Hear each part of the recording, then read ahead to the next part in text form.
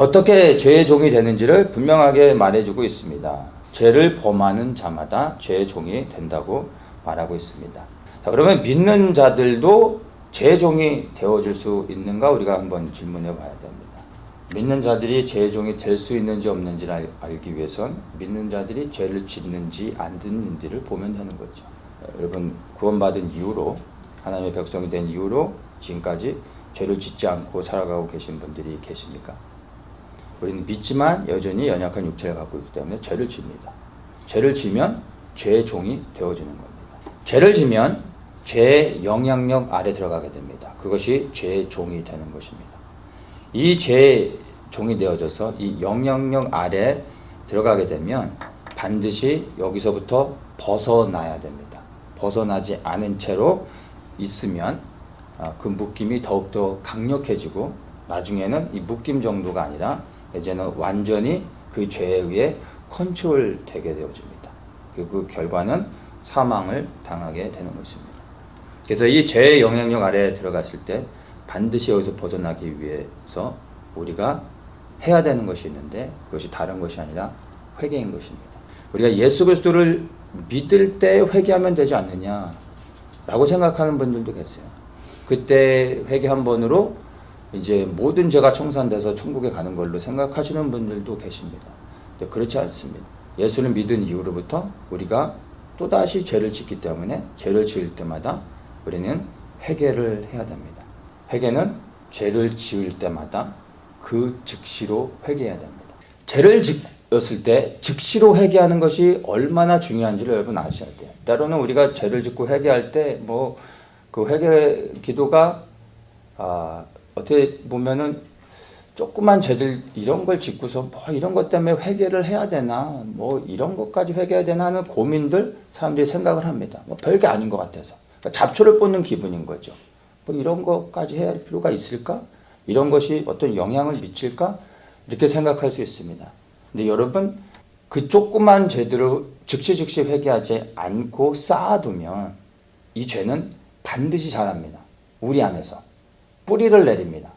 그러면 그때는 정말 아주 뜨겁게 회개하셔야 됩니다.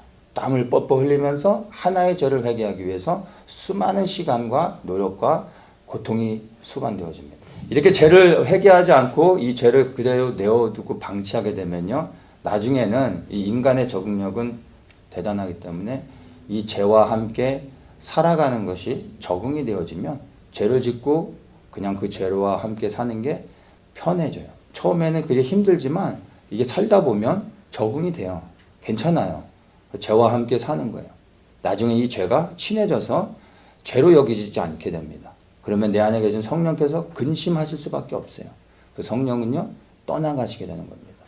많은 사람들이 예수를 믿고 구원받았으면 이제는 자유를 누리는 것으로 생각을 합니다.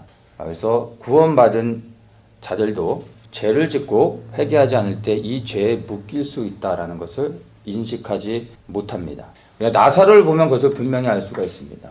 죽은 나사로가 예수님께서 3일 만에 다시 살려내십니다. 몸이 썩어가고 있어 냄새가 났는데 예수님께서 나사로야 나오라 할 때 죽은 나사로가 살아났어요. 무덤에 돌을 굴려놓고 나사로가 무덤에서 나왔죠. 정말 살아났어요. 그때 나사로의 상태가 어떻습니까? 살아는 났는데 완전히 칭칭 감겨져 있었죠. 천에. 그래서 그가 자유롭게 움직이지 못하고 있었어요. 묶여 있었기 때문에.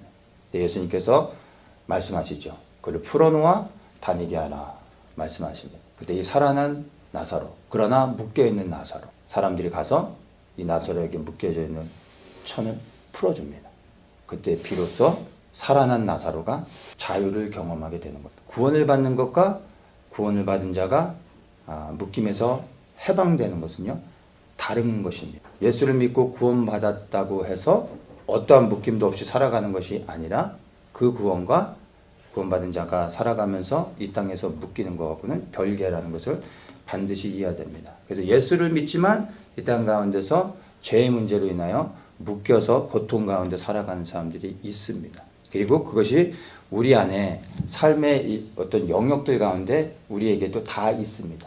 죄를 회개하고 그 죄의 통로를 차단하는 것. 이게 제일 먼저 죄를 지어 죄의 종이 된 사람들에게서 요구되어지는 것입니다. 그 다음에 이제 죄와 싸우는 노력을 해야 되는 것입니다. 그러니까 죄를 회개하는 것은 첫 번째 내 안에 있는 죄, 이미 내 안에 들어와 있는 죄, 죄의 영향력들, 이것을 제거하는 것입니다. 그 다음에 죄의 통로를 차단한다는 것은 이제 외부에서 들어오는 죄의 영향력들을 차단하는 겁니다. 그래서 그 죄와 싸우는 겁니다.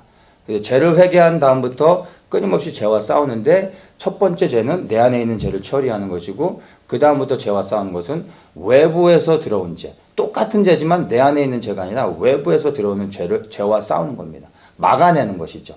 그래서 죄를 분명히 회개했는데도 불구하고 동일한 죄가 자꾸 우리를 건드리죠. 그건 내 안에 있는 죄가 아니라 그 죄가 밖으로 나갔는데 계속해서 우리의 연약함들을 알고 이 동일한 죄, 그러나 내 안에 있는 게 아니라 내 바깥에서 오는 그 죄인 거예요.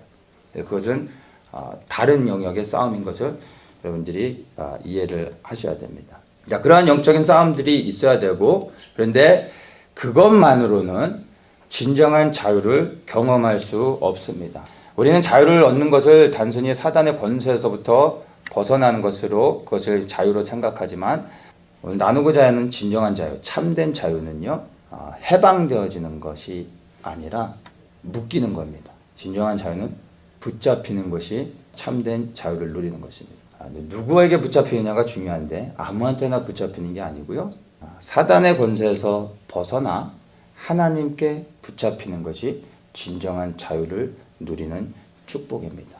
사단의 권세에서 자유를 받는 것은 그것은 자유의 반을 누리는 겁니다. 사단의 권세에서 자유를 얻고 해방되어져서 반드시 하나님께 속해야 되는 겁니다. 그때 진정한 자유를 경험할 수 있는 겁니다.